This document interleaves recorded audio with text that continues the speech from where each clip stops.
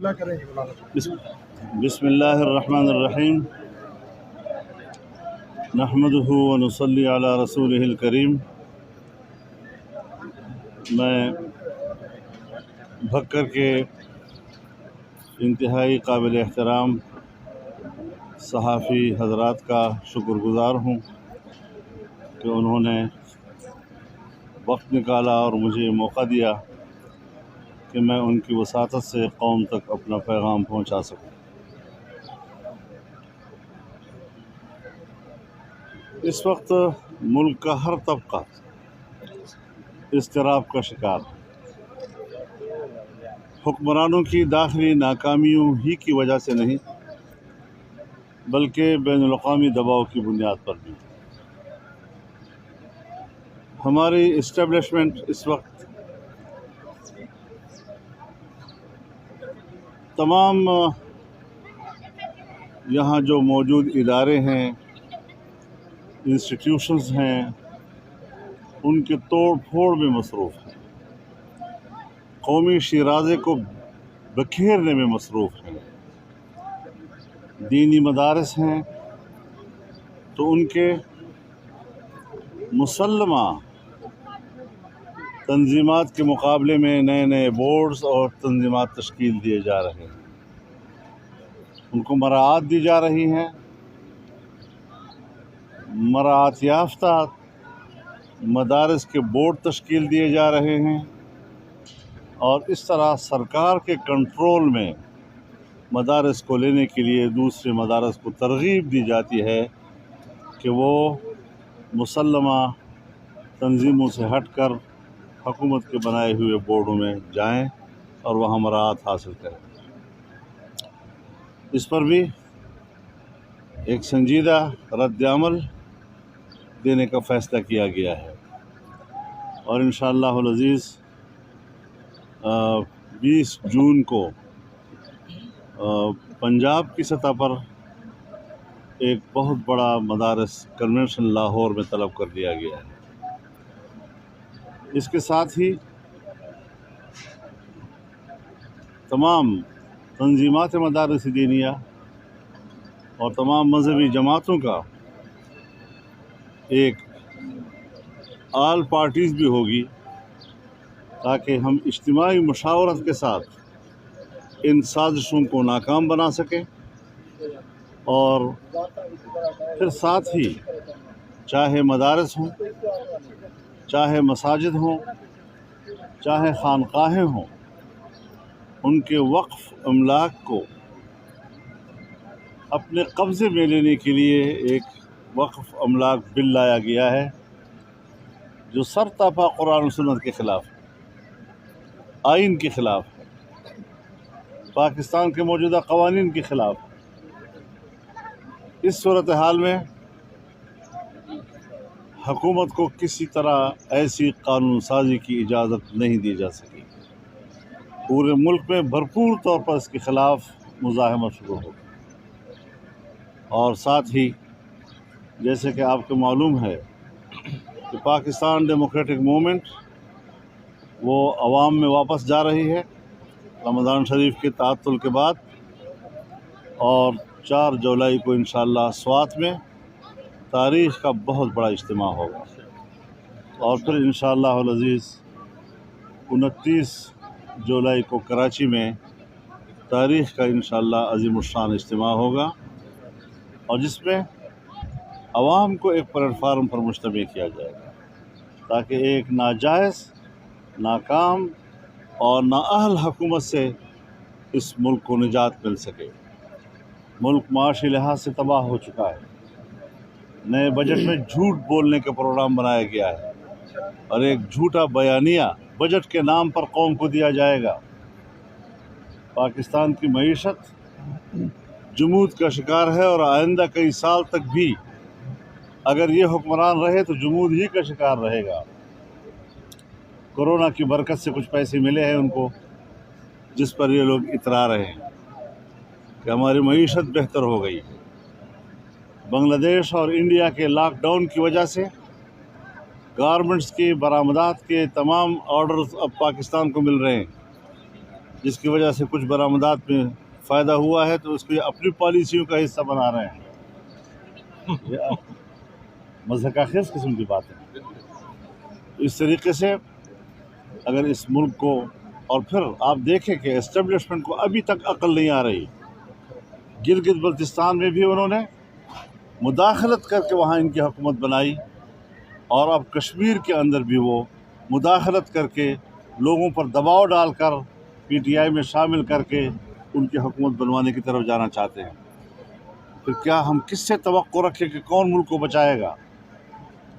ہمیں اسٹیبلشمنٹ کہتی ہے ہم تو ہماری ہی برکت سے ملک بچا ہوا ہے، لیکن ہم کہتے ہیں کہ ملک کو جتنی بھی مشکلات درپیش ہے اور ملک جن جن عوامل کی وجہ سے کمزوریوں کی طرف جا رہا ہے وہ بھی تو آپ کی برکتوں کی طرف سے جا رہا ہے.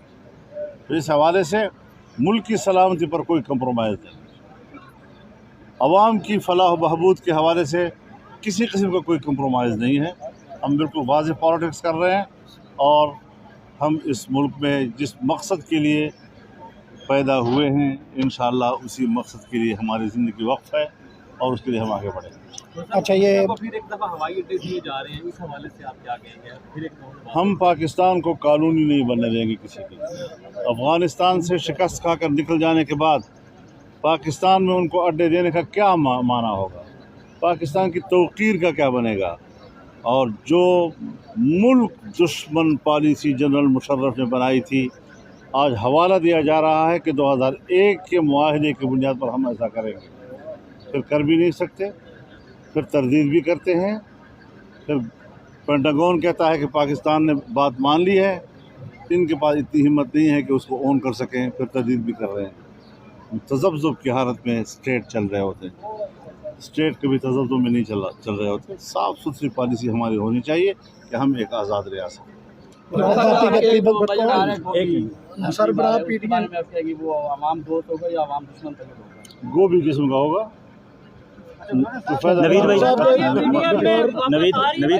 سربراہ پی ڈی ایم، آپ کیا کہتے ہیں کہ مسلم لیگ نون میں شہباز شریف کا جو بیانیہ ہے وہ آپ کے لیے قابل قبول ہے یا مریم نواز کا بیانیہ؟ یہ آپ صحافیوں کی باتیں ہیں، اور ہماری میڈیا کی دنیا میں اس قسم کی چیزیں ڈسکس ہوتی ہیں.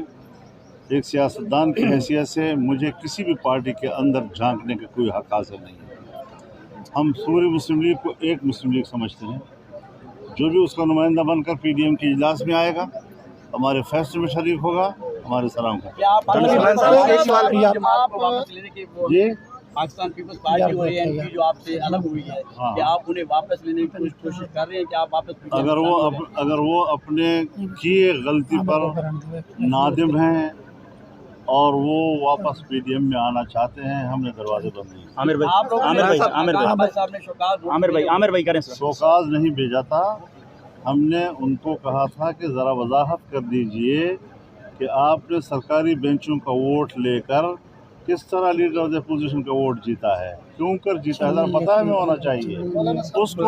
اور پھر ہم نے کہا تھا کہ ہم میڈیا کو یہ خط نہیں دے رہے آپ کی عزت نفس کا خیال رکھتے ہوئے، لیکن انہوں نے اپنے ہی عزت نفس کو خود پامال کیا کہ اس خط کو واش آف کیا اور پھاڑ دیا. مولانا صاحب، لانگ مارچ کی بھی آپ کی طرف سے باتیں ہوتی رہی ہیں، پھر اس کے بعد آپ حکومت کو گھر بھیجنے کے حوالے سے کیا جلد از جلد کتنا عرصہ دیتے ہیں لائی عمل تیار؟ اس کے ساتھ میرا ایک ضمنی سوال ہے کب تک حکومت چلے جائے گی؟ کہ آپ کے سیاسی مخالفین آپ پہ الزام لگاتے ہیں پی ڈی ایم کا کوئی سیاسی منشور نہیں ہے، سیاسی ایجنڈا نہیں ہے، اس حوالے سے آپ کیا کہیں گے؟ اگر پی ڈی ایم کا سیاسی منشور نہیں ہے تو پھر کوئی پارٹی کا منشور ہے ہی نہیں کسی کا. بات بنیادی یہ ہے کہ حکومت 5 دن میں گرے یا 5 سال میں گرے، لیکن جب تاریخ کے اوراق آپ پلٹیں گے تو ان 5 سالوں کے اوپر یا جتنی مدت یہ حکومت کریں گے اس پر کراس کا نشان لگا ہوا ہوگا.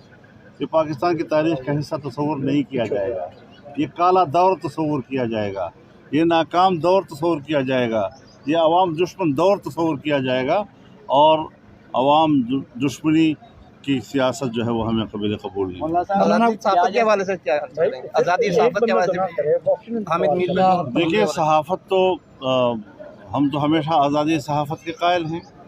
جمہوری ماحول ہے کہیں پر تو وہاں پر صحافت ہے، جہاں جمہوریت نہیں ہے وہاں صحافت بھی نہیں ہے. جہاں ڈکٹیٹرشپ ہے، جہاں بادشاہ آتے ہیں، وہاں صحافت بھی اس کے کنٹرول میں ہوتی ہے. لیکن یہاں پر تو گھروں میں جا جا کر لوگوں کو مارنا، پیٹنا، ان کی ٹانگیں توڑنا، ہاتھ توڑنا، تذلیل کرنا، کیا یہ ہمارے ریاستی اداروں کا کام ہے؟ کیا اس سے ان کی عزت و توقیر بڑھتی ہے؟ کیا اس سے پاکستان بچے گا؟ کیا اس سے پاکستان کا تحفظ ہوگا؟ تو اس قسم کی چیزوں پہ جو شکایتیں سامنے آ رہی ہیں، اس سے اسٹیبلشمنٹ کی گرفت جو ہے اس ملک پر وہ کمزور پڑ جائے گی. بار یہ کہا جا رہا ہے ماضی کے اندر یعنی کہ جب سے پاکستان تحریک انصاف کی حکومت آئی، آپ تب سے کوشش کر رہے ہیں کہ کسی نہ کسی طرح حکومت کو گھر بھیجا جائے. اس کے لیے آپ لانگ مارچ بھی کر چکے ہیں، پارٹی کو جوڑ بھی چکے ہیں، بہت سارے اعلانات بھی ماضی میں کر چکے ہیں کہ اب گھر گئی. آخر کیا وجہ ہے کہ حکومت گھر نہیں جا سک رہی ہے، اور آنے والے وقت میں آپ کا کیا پلان ہے ایسا کہ اسٹیبلشمنٹ اس کو لائی ہے، اسٹیبلشمنٹ اس کی پشت پناہی کر رہی ہے، اسٹیبلشمنٹ ہی اس کے استحکام کا سبب بنی ہوئی ہے. پھر آپ گھر کیسے بھیجیں گے حکومت کو؟ جی، پھر آپ حکومت کو گھر کیسے بھیجیں گے؟ جدوجہد ہماری ذمہ داری ہے. پبلک سپورٹ جو ہے اس کو ہم نے حاصل کرنا ہے. ہم نے کسی ادارے کا سہارا لے کر حکومت کے ختم کرنے کی بات نہیں کرنی. ہم نے پبلک کا سہارا لے کر اس حکومت کو ختم کرنے کی بات کرنی. آج سے پہلے کچھ ماہ پہلے پی ڈی ایم کی جو حکومت مخالف تحریک کی عروج پر تھی، اور اب ہم دیکھتے ہیں کہ پی ڈی ایم انتشار کا شکار ہو چکی ہے.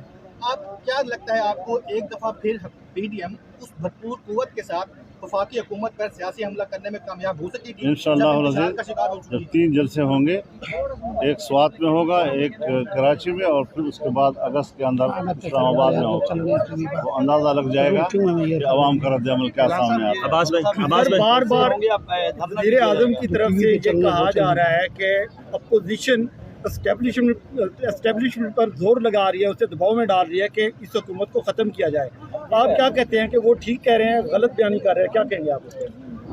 اگر ہمارا دعویٰ ہے کہ جو قوت اس کو لائی ہے وہ پشت پناہی ختم کر دے. اس کی جس وقت اسٹیبلشمنٹ کی پشت پناہی ختم ہو جائے گی، یہ ریت کے ڈھیر کی طرح اس کی کوئی حیثیت نہیں ہے. حکومت ملک میں ہے ہی نہیں. آپ ایک خلا سے گزر رہے ہیں، خلا کے دور سے گزر رہے ہیں اور خلائی دور سے گزر رہے ہیں. یہ نہ انتخاب ہے، نہ الیکشن ہے، نہ الیکشن میں نمائندے ہیں عوام کے، نہ ان کو عوام کے نمائندہ. اسٹیبلشمنٹ اگر اپنی سیاسی ساکھ، ملک کو جو اس کی عزت ہے، اور ہم سب چاہتے ہیں کہ اس کی عزت ہو، کہ ملک اسٹیبلشمنٹ کے بغیر نہیں چلا جاتا، لیکن وہ غیر جانبدار ہو جائے. غیر جانبدار نہیں ہو رہی. وہ فوج کی 2 ہی جگہ ہیں، تیسری کوئی جگہ فوج کی نہیں ہوا کرتی. فوج یا بیرکوں میں یا سرحدات پر.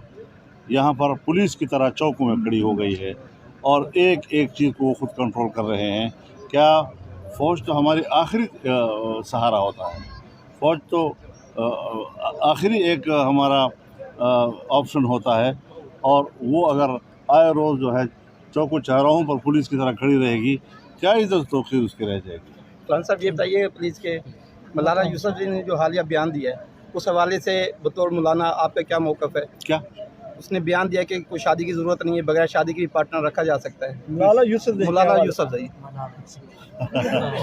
جی یہ باتیں وہ لوگ کریں جی کہ جو قرآن و سنت پر یقین رکھتے ہوں. جو لوگ قرآن و سنت پر یقین ہی نہیں رکھتے، وہ جو چاہیں کہہ دیں. اسے کیا ہے؟ دوسرا کرونا ویکسین کے حوالے سے کیا موقف ہے؟ جی، کرونا ویکسین کے حوالے سے میں ڈاکٹر نہیں ہوں نا. ٹھیک ہے، مہربانی.